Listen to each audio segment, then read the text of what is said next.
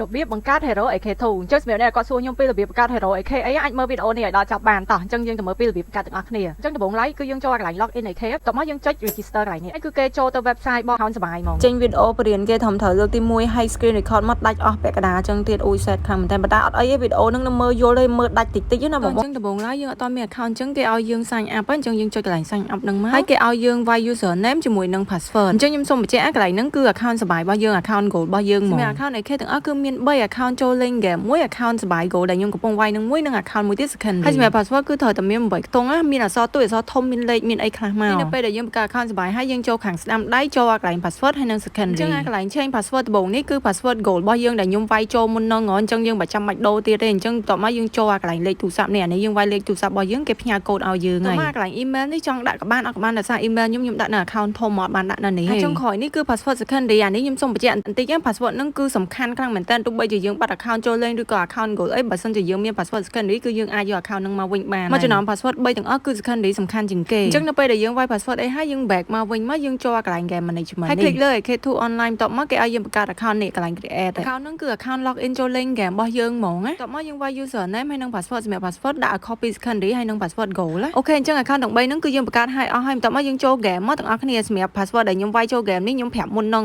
អាក្រោយគេអា password ក្រោយគេហ្នឹងយើងចុច create character មកហើយនេះបានចូល game គេមាន highlight អី MM របស់គេដែរហ្នឹងកន្លែងនេះគេឲ្យយើងរើ hero ស្រីឬក៏ប្រុសហើយយើងដាក់ឈ្មោះ game របស់យើងទីតាំងរបស់យើងអីចឹងយើងចេះតែ select ទៅតាមហ្នឹងទៅក្រោយគេយើង create character មកវា load មកហើយអានេះពេលយើងចូលលេងដំបូងគេឲ្យយើងបាញ់ G mission បាញ់អីសិនអញ្ចឹងយើងបាញ់ទៅតាមគេមកគេឲ្យយើងធ្វើអីយើងធ្វើនឹងសិនណាបងនៅពេលដែលយើងបាញ់ហើយយើងចុច escape ហើយ exit វាចេញមកវា load មកអញ្ចឹង hero យើងគឺបង្កើតហើយវីដេអូខ្ញុំមានតែប៉ុណ្្នឹងទេអរគុណដែលបានមើលជួបគ្នានៅវីដេអូក្រោយបាយបាយ